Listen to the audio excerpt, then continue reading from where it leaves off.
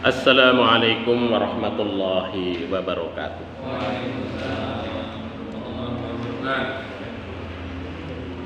Innal hamdalillah nahmaduhu wa nasta'inuhu wa nastaghfiruh wa na'udzu billahi min sururi anfusina wa min sayyiati a'malina may yahdihillahu fala mudilla lahu wa may yudlil fala hadiyalah. Asyhadu an la ilaha illallah wahdahu la syarika lah wa asyhadu anna Muhammadan abduhu wa rasuluh. Allahumma sholli wa sallim wa barik ala Muhammad wa ala alihi wa ashabihi wa man tabi'ahum bi ihsani ila yaumiddin, amma ba'd. Bapak-bapak, ibu-ibu, para pinisepuh, hadirin wal hadirat yang insyaallah dimuliakan oleh Allah Subhanahu wa taala yang saya hormati. Alhamdulillah, segala puji dan syukur senantiasa kita panjatkan kehadirat Allah Subhanahu wa taala atas segala limpahan nikmat yang Allah karuniakan kepada kita bersama. Alhamdulillah, walaupun di tengah rintik hujan kita masih diberikan keringanan untuk melangkah menuju masjidnya Allah Subhanahu wa taala. Mudah-mudahan apa yang kita lakukan ini, ibadah maghrib yang kita jalani secara berjamaah ini, bisa diberikan satu karunia berupa jaza, berupa pahala dari sisi Allah Subhanahu wa taala. Bapak Ibu yang dirahmati oleh Allah Subhanahu wa taala, kita awali majelis kita dengan sama-sama membaca basmalah. Bismillahirrahmanirrahim. Bapak Ibu yang dirahmati oleh Allah, pada kesempatan kali ini kita akan mengkaji hadis yang ke-6. Masuk hadis yang ke-6. Ini hadisnya sahabat Nu'man bin Bashir radhiyallahu anhu. Kita baca dahulu Bapak Ibu sekalian. Al-haditsus sadis. Al-haditsus sadis an Abi Abdillah An-Nu'man bin Bashir radhiyallahu anhuma qala sami'tu Rasulullah sallallahu alaihi wasallam yaqul innal halala bayyin wa innal harama bayyin wa bainahuma umurum mutasyabihat la ya'lamuhunna katsirun minan nas faman ittaqa syubhat faqad istabra li dinihi wa irdihi wa man waqa'a fi subhat waqa'a fil harami karra'i yar'a haulal hima yusiku ayyaqa'a fi ala wa inna likulli malikin hima ala wa inna himallahi maharimuh ala wa inna fil jasadi mudghah idza salahat salahal jasadu kullu wa idza fasadat fasadal jasadu kullu ala wahyal qalb rawahul Bukhari wa Muslim. Bapak Ibu yang dirahmati oleh Allah Subhanahu wa taala. Jadi ini hadis terkait dengan hukum halal dan haram dan syubhat begitu ya. Ini diriwayatkan oleh sahabat Nu'man bin Bashir radhiyallahu anhu. Jadi sahabat Nu'man ini adalah salah satu sahabat sigharus sahabah, artinya sahabat kecil Rasul Shallallahu Alaihi Wasallam. Jadi sahabat itu dibedakan ada dua macam Bapak Ibu sekalian, dua golongan. Ada kibarus sahabah, ada sighorus sahabah. Kalau kibarus sahabah itu adalah sahabat yang mana bertemu dengan Rasul Shallallahu Alaihi Wasallam sudah dewasa, ya sudah dewasa, sudah balik, begitu sampai meninggalnya Rasul Shallallahu Alaihi Wasallam. Jadi kondisinya sudah balik, sudah dewasa, ya. Sudah taklif lah begitu, itu yang disebut dengan kibarus sahabah. Kemudian yang kedua adalah yang disebut dengan sighorus sahabah. Sighorus sahabah itu adalah sahabat-sahabat yang dimana ketika Rasul Shallallahu Alaihi Wasallam itu hidup itu bertemu dengan Rasulullah, tapi belionya para sahabat itu masih kecil. Sampai meninggalnya Rasulullah itu masih kecil. Nah ini salah satunya adalah An-Nu'man, sahabat Nu'man bin Bashir. Jadi ketika beliau ditinggal wafat Rasulullah Shallallahu Alaihi Wasallam itu umurnya itu sekitar 9 tahun atau masuk ke tahun yang ke-9. Jadi masih kecil begitu ya. Tapi sudah taklim, sudah waktunya taklim itu sudah belajar.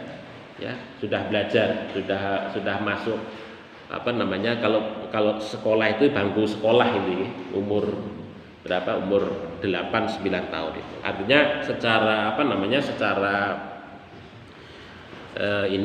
akal itu sudah bisa membedakan mana yang baik, mana yang buruk, ya, dan juga sudah mampu atau memiliki kemampuan terkait dengan penyimpanan informasi terhadap ilmu pengetahuan yang didapatkan dari Rasul Shallallahu Alaihi Wasallam.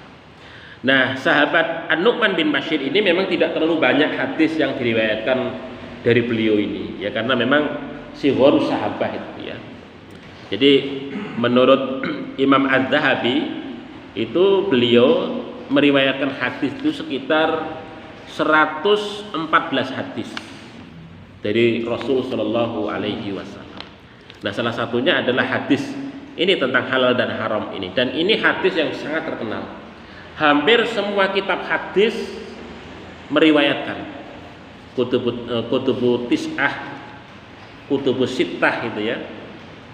Kitab yang 6 hadis itu, kitab yang 9 hadis itu semuanya meriwayatkan hadis dari Nu'man bin Bashir ini, terutama hadis ini, hadis tentang halal dan haram dan syubhat. Jadi semua kitab hadis meriwayatkan. Nah, di samping hadis ini diriwayatkan oleh Nu'man, ini juga ternyata diriwayatkan saya lacak itu ada 2 sahabat itu, yaitu Abdullah bin Abbas dan Ammar bin Yasir. Ya. Hanya saja memang hadis yang diriwayatkan oleh Ibnu Umar atau Abdullah bin Umar itu tidak sepopuler yang diriwayatkan oleh An-Nu'man bin Bashir itu. Dan saya lacak itu hanya saya dapatkan, ketemukan di dalam kitab Mu'jamul Awsat karyanya Imam At-Tabrani. Itu yang diriwayatkan oleh Abdullah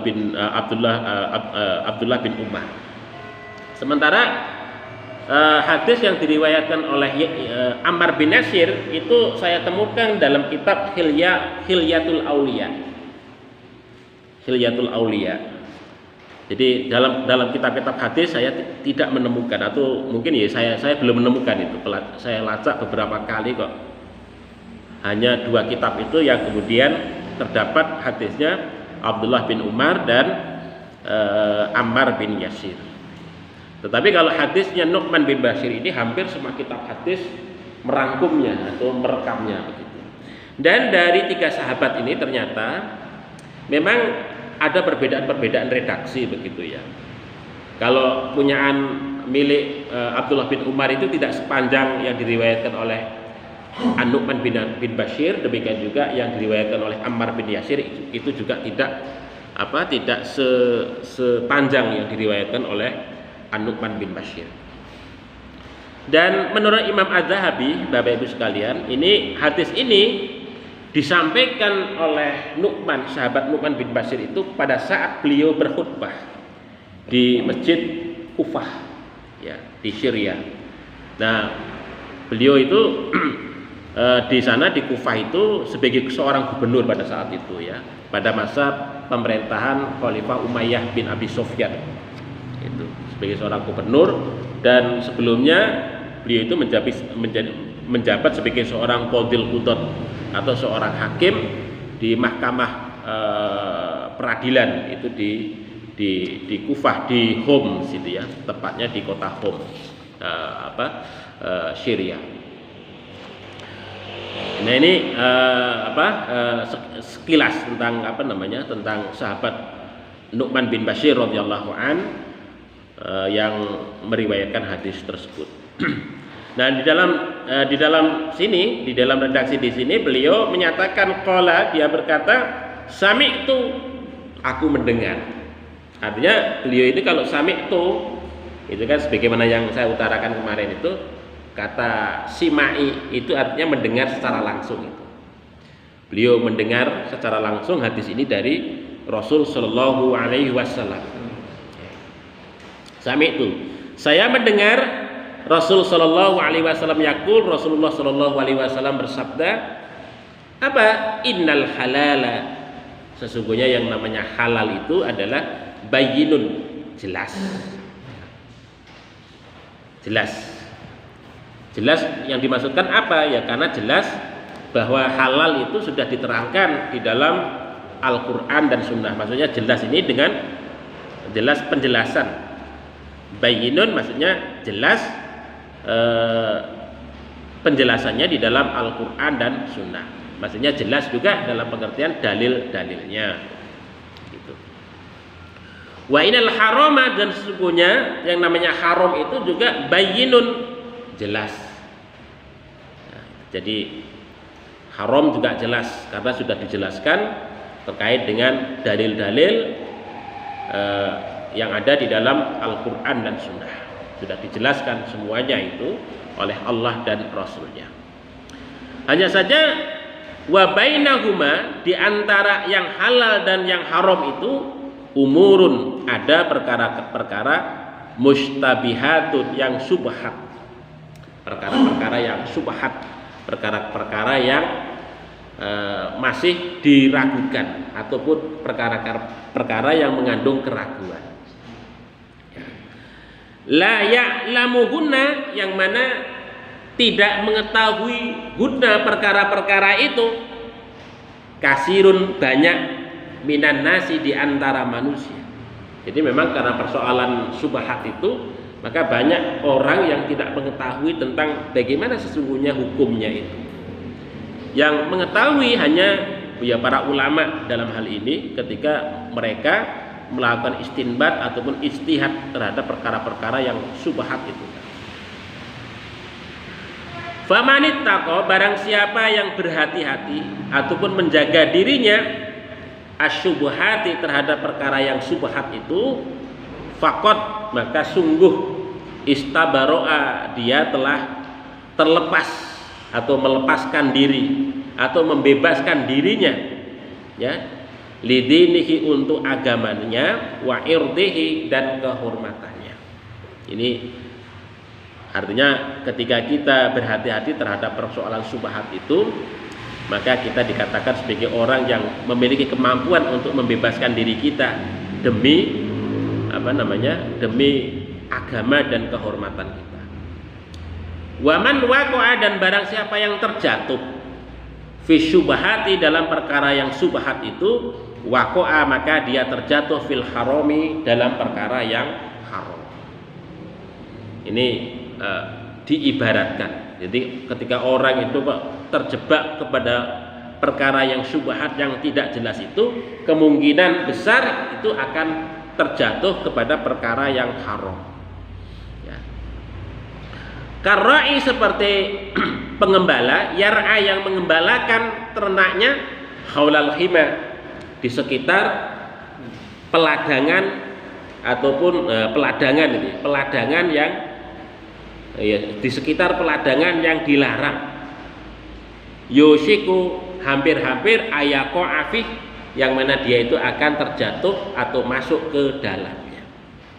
Ya, ibaratnya ini seorang pengembala yang dia itu mengembalakan di sekitar kebun, yang mana ada satu kebun yang tidak boleh untuk dimasuki oleh binatang ternak begitu. Maka ketika kita mengembalakan kambing, mengembalakan onta, mengembalakan sapi di sekitarnya itu yang tidak ada tali kekangnya, maka sapi itu tentu akan mencari lahan yang subur tumbuh-tumbuhannya itu, dan tentu akan tertarik masuk ke dalam perkebunan yang subur itu tadi. Dan ketika masuk ke dalamnya maka terjebaklah ataupun masuk ke dalam perbuatan yang dilarang, karena kebun yang di sana itu dilarang untuk dimasuki binatang itu. Ini satu ibarat Bapak Ibu sekalian, okay? Satu tamsil kepada kita.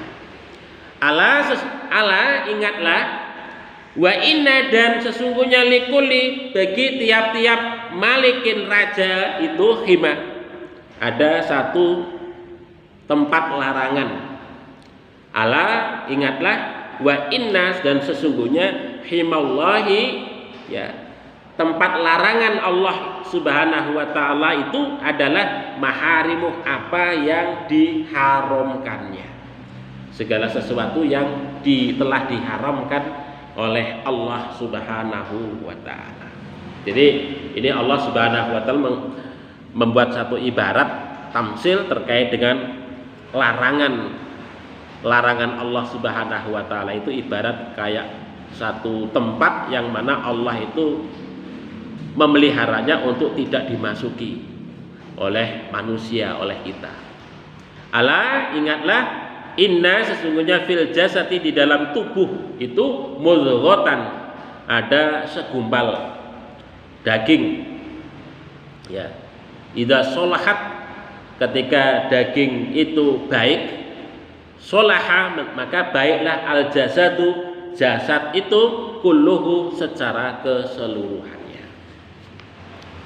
Ini ada satu segumpal daging di dalam diri kita, di dalam jasad kita itu, ketika itu baik kondisinya maka baiklah seluruh tubuh kita. Wa idza fasadat, dan sekiranya itu kok rusak, fasadal jasadu kulluh, maka rusaklah seluruh tubuh itu. Ala ingatlah, wahiyal qalbu, bahwa jasad itu atau gumpalan itu, mudghah itu adalah yang dimaksudkan al-qalbu, hati. Bapak Ibu yang dirahmati oleh Allah Subhanahu wa ta'ala, jadi kalau kita baca dari keterangan hadis ini, memang paling tidak ada 4 hal yang dibicarakan, ya, di dalam hadis ini. Yang pertama terkait dengan persoalan halal, yang kedua terkait dengan persoalan haram, yang ketiga terkait dengan perkara subhat, dan yang keempat adalah terkait dengan masalah hati yang ada di dalam diri kita. Ada 4 pokok itu yang dibicarakan di dalam hadis ini. Tetapi memang saya tidak membahas satu persatu keseluruhannya Bapak Ibu sekalian, karena ruangnya atau waktunya nggak cukup itu kalau dibahas semuanya secara keseluruhan itu. Jadi kalau kita baca dalam penjelasan yang ditulis oleh Syekh Sa'ad bin Nasir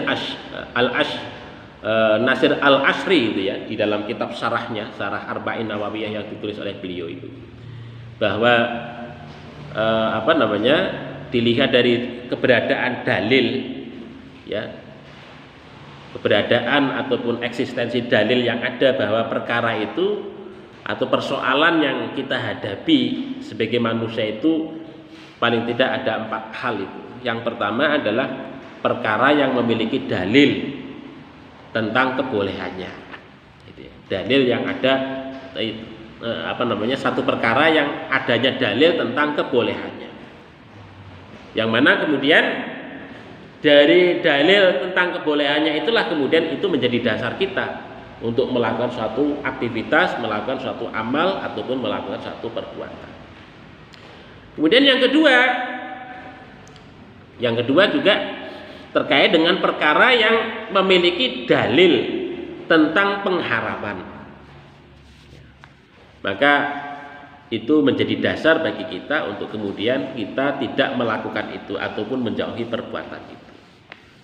Dan yang ketiga itu ada perkara-perkara yang terdapat dalil baik bolehnya dan tidaknya. Itu yang disebut dengan dalil muta'arudah, dalil yang saling bertentangan. Ya. Itu baik dalil bertentangan itu baik antara Al-Qur'an dengan Al-Qur'an, Al-Qur'an dengan hadis atau sebaliknya. Itu kita banyak temukan begitu, sehingga kemudian ini perlu untuk kemudian penyelidikan lebih lanjut untuk kemudian dalil mana yang kemudian kita jadikan sebagai sebuah pegangan. Oke.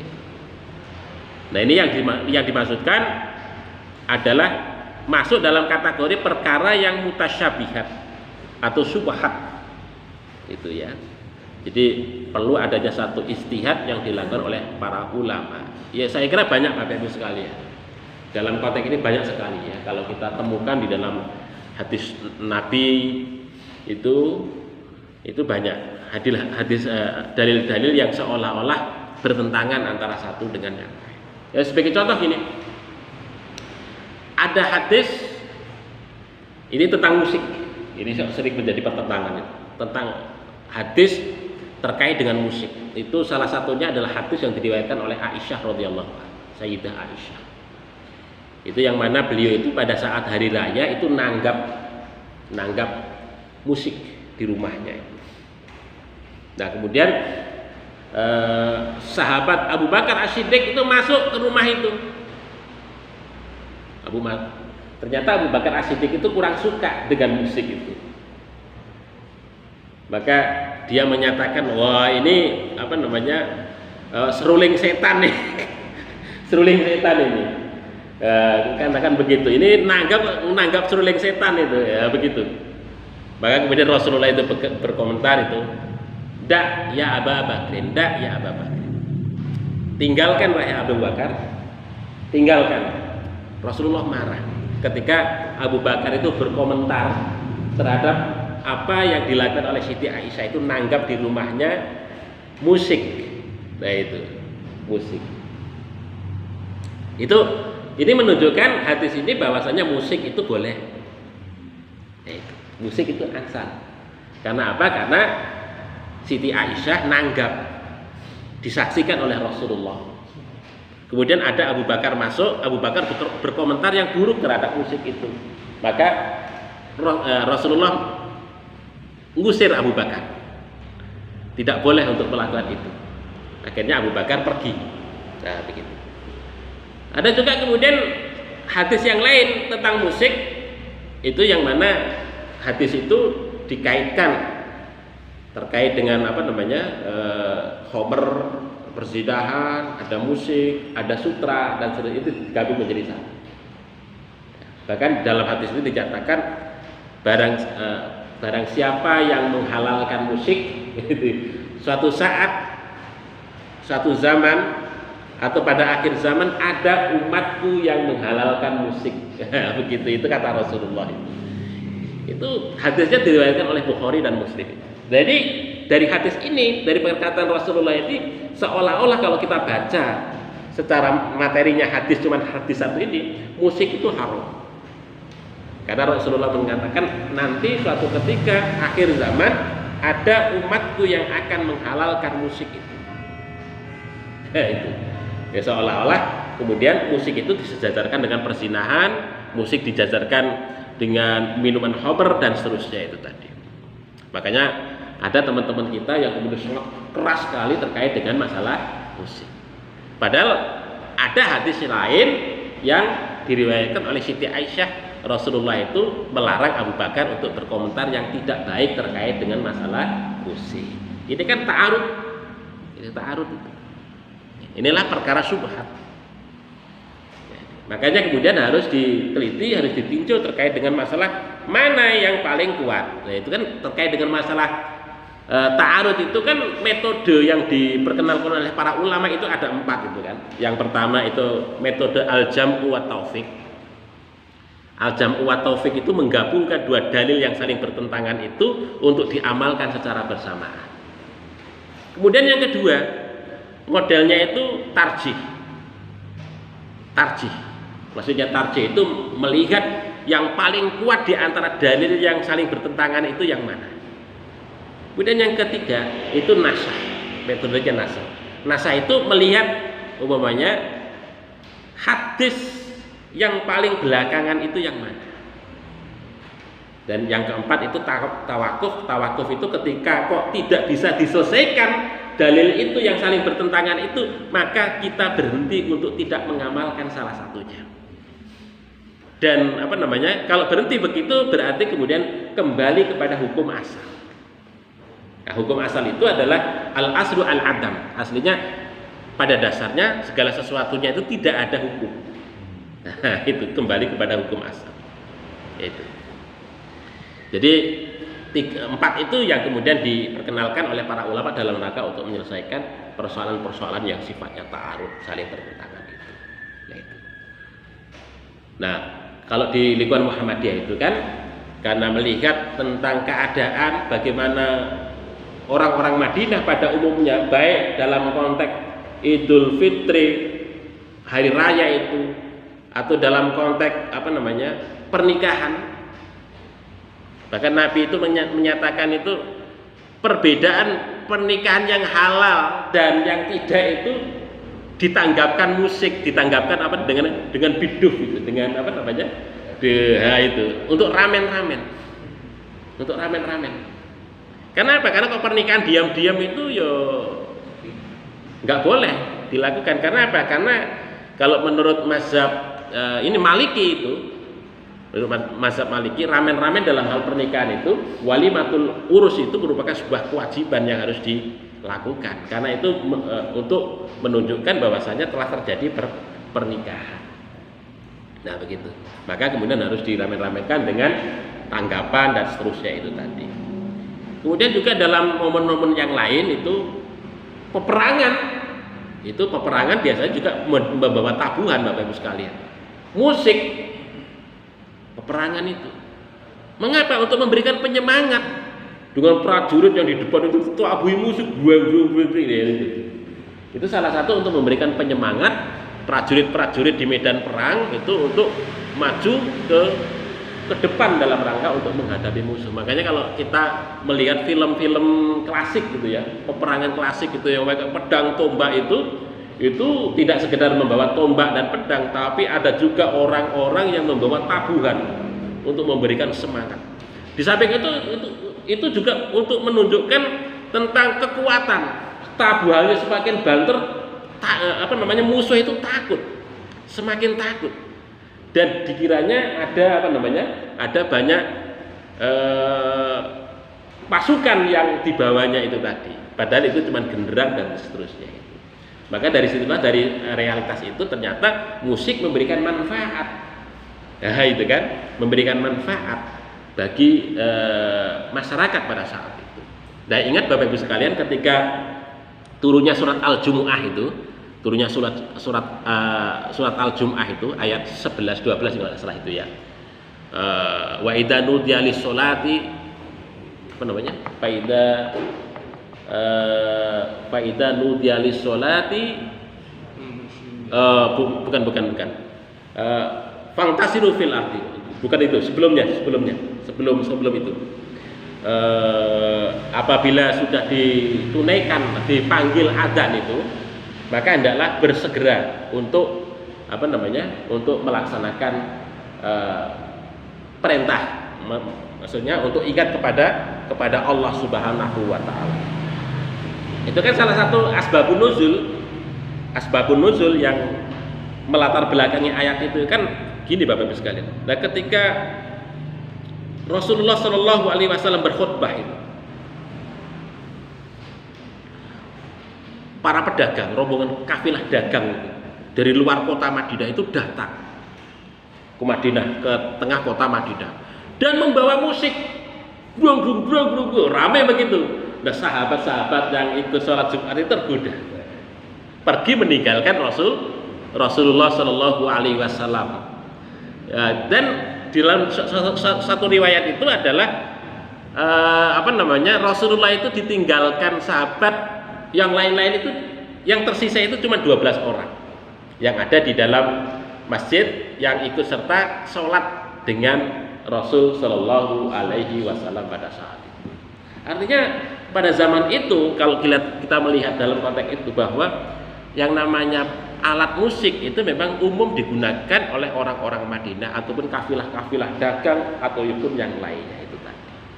Sehingga kemudian ada manfaatnya, ada madorot. Madorotnya salah satunya itu adalah ketika Rasul Shallallahu Alaihi Wasallam ketika sholat kemudian orang itu lalai untuk kemudian pergi menyongsong para kafilah dagang itu tadi yang masuk ke kota Madinah karena membawa alat musik itu tadi. Nah itulah yang disebut dengan lahwan, itu kan lahbun, sesuatu sendoguro yang kemudian melalaikan seseorang itu karena akibat musik yang ada itu tadi. Nah itu makanya kemudian di lingkungan Muhammadiyah dihukumi bahwasanya musik itu adalah instrumen yang halal. Ya, instrumen yang halal. Itu Muhammadiyah begitu. Jadi nggak haram musik itu asal, bermusik itu boleh. Bahkan itu bisa digunakan untuk media dakwah, alat dakwah. Yang penting kemudian musik itu tidak kemudian mengganggu seseorang dari aktivitas pokok. Ya umpamanya pada saat sholat kemudian kok sampai lalai karena faktor musik, nah itu menjadi haram. Sesuatu yang halal berubah menjadi di Muhammadiyah ibaratnya itu ya musik itu kayak pisau saja sebagai alat. Pisau itu kan sesuatu yang netral itu, halal itu. Nah, ketika pisau itu digunakan untuk ngiris bawang, berambak, cabai itu ya boleh-boleh saja. Tetapi kalau pisau itu digunakan untuk membunuh orang, wah itu sudah tidak boleh, sudah menjadi haram. Nah, begitu itu salah satu instrumen yang digunakan di dalam para ulama itu menyelesaikan persoalan yang ada dalil ta'arud itu Bapak Ibu sekalian, dalil yang saling bertentangan. Kemudian yang keempat, perkara yang tidak terdapat dalil boleh dan juga tidak terdapat dalil larangan. Maka kemudian kembali kepada kaidah asal. Apa kaidah asal itu? Al-aslu fil asya'i al-ibah. Jadi dasar sesuatu itu adalah hukumnya boleh. Hukumnya boleh. Kalau tidak ada dalil yang melarang, tidak ada dalil yang membolehkan juga, itu maka kembali kepada hukum asal. Al-aslu fil asya'i al-ibah. Atau al-aslu fil asya'i al-adam. Ya, al-adam artinya segala dasar sesuatu itu pada dasarnya tidak ada, maksudnya tidak ada itu tidak ada ketentuan hukum terhadapnya, artinya manusia itu bebas untuk melakukannya. Nah begitu, itu salah satu kaidah yang kemudian digunakan oleh para ulama. Bapak Ibu yang dirahmati oleh Allah Subhanahu Wa Taala, ini yang pertama terkait dengan persoalan halal itu ya. Jadi kata halal itu dari kata halal yahillu hillun, yang artinya terlepas. Jadi wahlul uqdatan milisani, maksudnya lidah ini yang terlepas dari buhul, dari tali yang mengikat. Wahlul, ya Allah, lidah yang ini yang tertambat ini, maka lepaskanlah itu ya, supaya mudah berbicara. Wahlul uqdatan milisani. Kemudian juga kata halal itu maksudnya juga ini bertempat tinggal. Mahal itu dari kata hilul, maksudnya bertempat tinggal itu sesuatu yang bertempat tinggal, sesuatu yang mapan. Sesuatu yang mapan. Dan juga makna halal itu maknanya juga sesuatu yang turun. Ini kalau saya baca di dalam salah satu kitab yang ditulis oleh Ar-Raghib Al-Asfahani itu ya. Dia memaparkan, menjelaskan tentang masalah itu begitu. Dan secara ini Bapak Ibu sekalian, secara syariat yang dimaksudkan halal ini sebagaimana yang diterangkan oleh Imam Ismail Al-Ansari dalam syarahnya Arba'in Nawawiyah, dia menulis judul kitabnya itu At-Tuhfah Ar-Rubaniyah itu. Beliau menyatakan al-halalu ma nasallahu wa rasuluhu, yang namanya halal itu apa yang telah dinaskan oleh Allah dan Rasulnya, au ajma'al muslimun, atau segala sesuatu yang telah diijma'i atau disepakati oleh orang-orang muslim ala tahlili, terkait dengan kehalalannya. Atau lam ya'lam, atau segala sesuatu yang mana itu tidak diketahui fihi man'un, sesuatu yang melarangnya. Nah, itu yang dimaksudkan dengan. Jadi yang pertama di sini kalau kita melihat definisi ini adalah bahwa halal itu ada yang memang dinaskan di dalam Al-Qur'an dan Sunnah. Dinaskan itu memang diperintahkan. Makanya kemudian para ulama itu, sebagai contoh ini Syekh Abdul Muhsin Ibad itu dalam kitab syarahnya juga menjelaskan bahwa yang masuk dalam kategori halal itu adalah yang pertama adalah hukum wajib, gitu kan, hukum wajib. Yang kemudian yang kedua adalah hukum al-mustahab, dan yang ketiga adalah hukum mubah. Kalau hukum wajib itu kan sesuatu yang memang diperintahkan oleh Allah, gitu kan, sesuatu yang diperintahkan oleh Allah. Sesuatu yang diperintahkan oleh Allah pasti itu adalah pasti boleh, bahkan kita melaksanakannya saja mendapatkan pahala. Kemudian yang kedua adalah mustahab, sesuatu yang sangat dianjurkan. Nah, itu ketika kita melaksanakan tentu itu akan mendapatkan pahala juga karena mustahab, ya. Dan yang ketiga yang disebut dengan al-mubah, sesuatu yang boleh. Maksudnya sesuatu yang boleh itu adalah masuk dalam kategori segala sesuatu yang memang tidak ada dalilnya di dalam Al-Qur'an dan Sunnah, atau segala sesuatu yang didiamkan. Hal ini sebagaimana yang diungkapkan oleh Rasul Shallallahu Alaihi Wasallam itu kan, yang diriwayatkan oleh sahabat Salman Al-Farisi. Dia itu meriwayatkan begini, su'ila Rasul sallallahu alaihi wasallam anis syamani wal jubni wal firaq.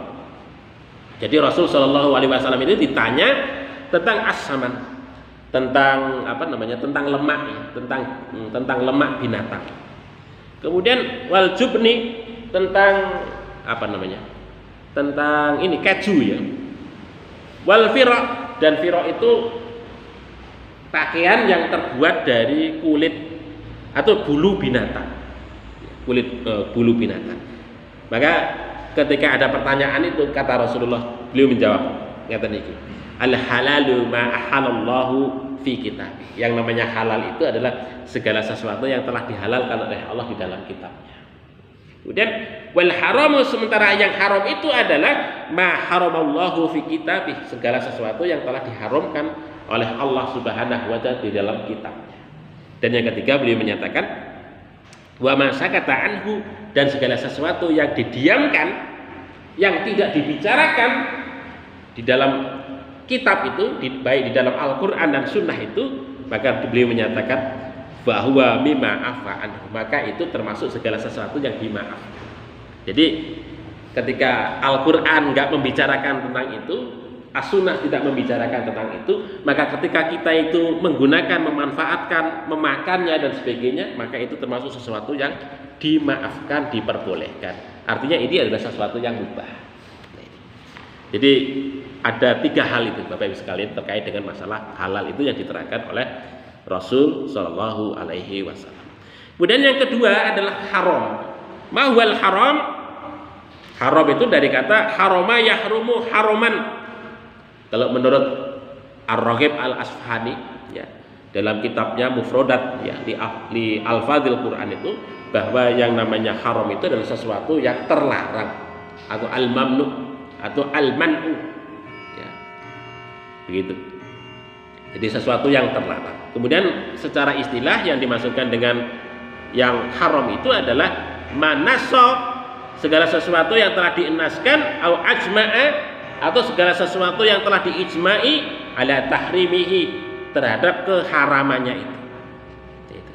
Jadi ngerti Bapak Ibu sekalian, jadi manaso itu apa yang tertulis itu, ya, ada dalilnya di dalam Al-Qur'an dan Sunnah. Tapi kalau ma'ajma'a itu adalah segala sesuatu yang disepakati oleh para ulama, ya, para ulama, segala sesuatu yang telah disepakati keharamannya oleh para ulama. Artinya ijma itu bisa jadi bisa berdasarkan nas yang ada di dalam Al-Qur'an dan Sunnah, tapi juga ijma di kalangan ulama itu tidak didasarkan kepada nas yang ada di dalam Al-Qur'an dan Sunnah, tetapi berdasarkan maslahat bisa jadi, atau berdasarkan mafsadat bisa jadi. Nah itu. Jadi begitu Bapak Ibu sekalian. Jadi itu model pengambilan ya, pengambilan hukum. Kalau dari nas Al-Quran dan Sunnah itu namanya istinbat. Tetapi kalau yang tidak didasarkan kepada Al-Quran dan Sunnah itu biasanya bisa maslahat gitu ya, bisa maslahat, bisa satu syariat dan seterusnya, dan banyak yang lainnya lagi. Bapak Ibu yang dirahmati oleh Allah Subhanahu wa taala, kemudian kalau kita merujuk kepada Imam Wahbah Az-Zuhaili itu di dalam kitabnya Al-Wajiz fi Usulul Fiqh, beliau menyatakan yang namanya haram itu adalah ma talaba syari'u tarkahu ala wajhil hatmi wal ilzam. Yang namanya haram itu ma talaba, segala sesuatu yang dituntut siapa? Asy-syari'u, oleh syariat, maksudnya Allah Subhanahu wa taala, tarkahu, untuk meninggalkannya, ala wajhil hatmi wal ilzam, dengan cara yang pasti ya, dengan cara yang pasti, wal ilzam, dan mengikat. Jadi bahwa dalil itu pasti itu. Jadi kalau orang itu ngoco nggak ragu-ragu lagi dalilnya. Ya sebagai contoh, umpamanya dalam Al-Quran disebut aqimus sholat, dirikanlah sholat, itu kan nggak ragu lagi. Perintahnya tegas itu. Wa atuz zakah, tunaikanlah zakat. Kutiba alaikumusiyam, diwajibkan kepada kalian untuk melaksanakan puasa. Itu tegas, perintahnya itu sangat tegas sekali yang ada di dalam Al-Quran, sehingga kemudian orang itu tidak ragu lagi di dalam melaksanakan itu. Itu namanya ala wajhil hatmi wal ilzam. Caranya, prosesnya itu melalui ketegasan dari dalil ataupun nas yang ada, dan mengikat kepada setiap orang muslim untuk melaksanakan itu. Sementara begini Bapak Ibu, ada juga yang larangan yang dari Allah Subhanahu wa taala itu yang tidak begitu kuat. Ya. Dalilnya itu tidak begitu kuat. Yang kemudian larangan itu oleh para ulama dikelompokkan ke dalam hukum makruh. Nah, itu hukum makruh. Larangan-larangan, makanya Bapak Ibu sekalian, larangan itu tidak semuanya dibaca haram di dalam Islam itu. Kalau haram itu adalah larangan terhadap segala sesuatu yang memang dalilnya itu sangat kuat dan pasti, itu pasti haram. Tetapi kalau dalilnya nggak begitu kuat, maka jatuhnya hukumnya itu kepada sesuatu yang bersifat makruh. Itu. Maka ketika ada satu nas yang berbicara tentang masalah larangan, maka ada dua kemungkinan hukumnya itu. Kalau enggak haram, maka makruh, begitu. Makanya kalau kita membaca cuma satu dalil saja, itu harus kita carikan penguat yang lain. Boleh jadi ini hukumnya makruh saja, enggak sampai kepada haram. Makanya di dalam dalam hukum Islam itu, maka ada yang dalam kaitannya dengan dengan larangan ini, maka ya tidak boleh, yaitu tidak boleh, maksudnya haram, maka sebaiknya jangan. Cuma sebaiknya jangan.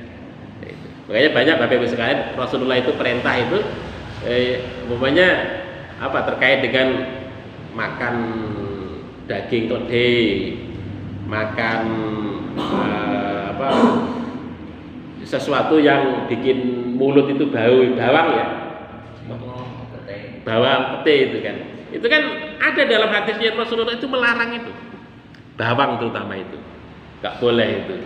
Tapi masa itu haram jatuhnya? Kan tidak, itu larangan tapi jatuhnya kepada hukum makruh. Nah itu hukum makruh itu memang kalau di dalam pembahasan fikih Hanafi Bapak Ibu sekalian, itu ada beberapa pembahasan itu. Ada yang dimaksud dengan makruh tanjih, ada makruh tahrim. Makruh tanjih itu apa? Makruh tanjih itu adalah makruh yang tidak berefek kepada dosa kalau dilakukan. Hanya kita diperintahkan kalau bisa meninggalkan itu baik itu. Tapi nggak apa-apa kalau dilakukan, begitu.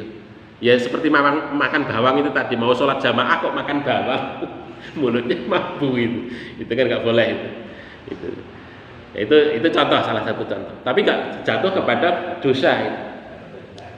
Yang kemudian yang kedua adalah makruh tahrim. Makruh tahrim itu apa? Makruh yang kemudian bisa membawa kepada perbuatan dosa. Nah inilah yang kemudian yang disebut dengan haulal hima itu tadi. Ya, sebagai contoh Bapak Ibu sekalian, itu kan kalau di dalam Al-Quran itu kan disebutkan umpamanya azani wazaniatu itu kan, orang yang zina dan baik laki-laki ataupun perempuan itu kan. Tetapi juga ada larangan wala taqrabu zina. Janganlah kalian itu mendekati zina. Ya, sebagai contoh larangan mendekati zina itu apa? Sebagai contoh umpamanya seseorang kok mau kelenceran, mau wisata ke tempat apa namanya pelacuran umpamanya, ke Doli, ke apa Surabaya atau kemana begitu ya. Nah itu kan nggak boleh itu, walaupun kita ini tidak melakukan perzinahan, tapi itu secara syariat tidak diperkenankan. Karena apa? Bisa jatuh kepada perbuatan zina. Nah itu sebagai contoh begitu Bapak. Jadi ini menurut pembedaan itu menurut Imam Abu Hanifah itu dalam kaitannya dengan persoalan yang haram itu tadi. Maka disinilah kita harus hati-hati dalam dalam menjaga perbuatan ini, terutama haram itu, karena memang haram di dalam Al-Quran itu memang sangat tegas, sudah jelas itu tadi. Tetapi dalam beberapa hal yang lain itu masih masuk dalam persoalan-persoalan yang sifatnya yang sifatnya syubhat itu tadi. Maka hal ini ada satu rumusan Bapak Ibu sekalian dalam kaitannya dengan dengan haram itu. Kalau ada hal antara haram dan halal tercampur di dalam satu hal ini, maka pilih yang mana? Dahulukan yang haram. Maksudnya kalau ada dua hal di dalam satu hukum itu ya, di dalam satu perkara itu tadi ada dua hukum dalam satu perkara itu tadi antara halal dan haram, maka dahulukan yang haram, kedepankan yang haram. Maksudnya haram itu diambil terlebih dahulu. Itu dalam rangka untuk apa? Untuk menjaga, untuk hati-hati. Kalau dalam bahasa mazhab Maliki itu adalah dalam rangka untuk ikhtiyar, dalam rangka untuk berhati-hati. Nah ini kalau kita baca ya dalam kaidah-kaidah yang disampaikan oleh Yusuf Qaradawi ini, Syekh Yusuf Qaradawi ini saya kira penting untuk kita menjadi pedoman ya. Ini ketika beliau Yusuf Qaradawi itu kan menulis buku kitab itu Al-Halal wal Haram, dan dari beragam banyak nas Al-Quran dan Sunnah itu kemudian disimpulkan dengan yang sangat simpel ini 11 kaidah ini di dalam menentukan tentang hukum dan halal dan haram. Ya sebagai contoh umpamanya at-tahlilu wa tahrimu haqqullahi wahdah. Yang namanya menghalalkan dan mengharamkan itu adalah hak Allah Subhanahu wa taala. Otoritasnya itu adalah Allah Subhanahu wa taala. Maka kalau kita enggak memiliki dalil, argumentasi, dasar pijakan, jangan sekali-kali kok kemudian mengatakan oh ini halal, oh ini haram. Begitu. Karena hak itu adalah hak terkait dengan pengharaman, dan penghalaman itu adalah hak Allah Subhanahu wa taala. Kemudian yang lainnya umumnya terkait dengan ini, dengan syubhat ini, ma'adda ilal harami fa huwa haramun. Apa yang membawa kepada yang haram itu adalah haram. Segala sesuatu yang mengantarkan kita kepada perbuatan yang haram itu, maka itu menjadi haram. Itu wasilah atau wasail, sarana ya, yang bisa mengantarkan kita kepada perbuatan haram, maka itu akan menjadi haram. Ini hati-hati Bapak Ibu sekalian. Sebagai contoh ya, umumnya kemarin terkait dengan ketika presiden mengeluarkan tentang impres atau peraturan pemerintah atau peraturan presiden itu terkait dengan miras itu, terkait dengan miras itu kan. Nah itu, wah itu kalau kita nggak protes, wah itu kan bisa berbahaya. Walaupun kita itu tidak minum, bukan bikin pabriknya, tetapi memfasilitasi orang untuk bikin pabrik di Indonesia terkait dengan miras itu, maka kita juga berkontribusi untuk kemudian menumbuhkan keharaman itu yang ada di negara kita begitu. Artinya kita ikut melegalkan begitu. Tapi untungnya kemudian Pak Presiden, Pak Jokowi itu kemudian mendengar masukan-masukan dari para ulama, dari Muhammadiyah, dari Nahdlatul Ulama itu tadi kemudian dicabut, itu kan lampirannya itu dicabut, jadi tidak kemudian diberlakukan. Ya alhamdulillah itu, ya, alhamdulillah. Ya, karena kalau tidak begitu, tidak diprotes begitu bisa membahayakan itu. Walaupun kita itu tidak melakukan itu, maka kita bisa masuk di dalamnya itu karena dianggap sebagai orang yang telah ikut melegalkan, yaitu. Ini begitu Bapak Ibu. Kemudian yang lainnya namanya an-niyatul hasanatul la tubarirul haram. Niat yang baik tidak dapat menghalalkan yang haram. Dulu ada film pitung gitu. Pitung mencuri, gaweannya mencuri gitu. Mencuri tapi hasil curiannya itu bukan untuk diri sendiri. Tapi dibagikan kepada orang-orang yang perlukan itu. Gitu. Tapi walaupun itu dia berbuat baik untuk orang-orang yang kekurangan begitu, tapi dengan cara mencuri ya nggak boleh juga itu. Niatnya baik tapi caranya tidak baik, itu tidak boleh dilakukan. Nah, begitu. Maka niat itu tidak kemudian bisa menghalalkan cara, ya cara. Maka niat yang baik maka harus disertai dengan cara yang baik pula. Jadi ini salah satu kaidah Bapak Ibu yang mungkin bisa kita pakai ya di dalam menentukan itu ya, menentukan mana yang haram dan mana yang halal. Kemudian yang terakhir karena waktunya hampir isya ini, ad-daruratu tubihul mahdurat. Ya, ad-daruratu tubihul mahdurat. Keadaan yang terpaksa membolehkan yang terlarang. Nah ini kalau terpaksa Bapak Ibu sekalian, dalam keadaan terpaksa itu boleh kita makan sesuatu yang terlarang atau melakukan perbuatan yang terlarang karena dalam keadaan terpaksa. Ya, sebagai contoh umpamanya dalam kaitannya kelaparan terjadi begitu ya, kelaparan yang ada makanan itu cuman babi ya, karena nggak ada makanan yang lain, maka boleh kita mengambil itu untuk dalam rangka untuk mempertahankan hidup kita. Tetapi Bapak Ibu sekalian, bahwa kita makan itu ya sekedar secukupnya, nggak sampai kenyang. Nah itu jangan sampai kemudian kok sampai makan sampai kekenyangan. Nah itu. Maka di sini koridornya begitu, kaidahnya begitu Bapak Ibu. Jadi ad-daruratu segala sesuatu yang terpaksa itu membolehkan kita untuk melakukan sesuatu yang terlarang. Termasuk juga perbuatan-perbuatan yang lain. Dan sebagai contoh umpamanya ada orang menyelamatkan orang yang dikejar-kejar massa begitu, mau dipukuli, mau dibunuh. Kita sembunyikan orang itu, kita ngapusi, kita sembunyikan ke rumah kita. Pak, kemana orang itu? Oh, sudah kesana lari, kejar. Akhirnya kita menyelamatkan orang. Kita berbohong, ya berbohong. Kan berbohong buat nakal ya. Tapi demi menyelamatkan orang, nyawa orang itu boleh dilakukan karena dalam keadaan terpaksa. Kalau kita jujur, mungkin saya umpamanya Bapak Ibu sekalian yang menyelamatkan itu malah menjadi bulan-bulanan. Demikian juga orang yang kita selamatkan juga akan mati itu. Begitu. Itu itu karena keadaan terpaksa ataupun keadaan yang sangat darurat itu yang kemudian membolehkan kepada kita untuk melakukan perbuatan yang dilarang oleh agama. Nah itu hanya saja itu memang sangat terbatas Bapak Ibu sekalian. Ya dalam keadaan terpaksa. Mungkin begitu Bapak Ibu sekalian yang saya sampaikan terkait dengan masalah hadis halal dan haram dan syubhat itu tadi. Intinya bahwa hadis ini dikemukakan oleh Rasulullah SAW. Kita sebagai umat muslim harus berhati-hati dalam hubungan kita dengan kehidupan sosial kita, antara yang haram, antara yang halal itu tadi. Mungkin begitu, ada kekhilafan mohon maaf. Marilah kita akhiri dengan sama-sama membaca doa kifaratul majlis. Subhanakallahumma rabbana wa bihamdika asyhadu an la ilaha illa anta astaghfiruka wa atubu ilaik. Billahi taufiq wal hidayah. Assalamualaikum warahmatullahi wabarakatuh.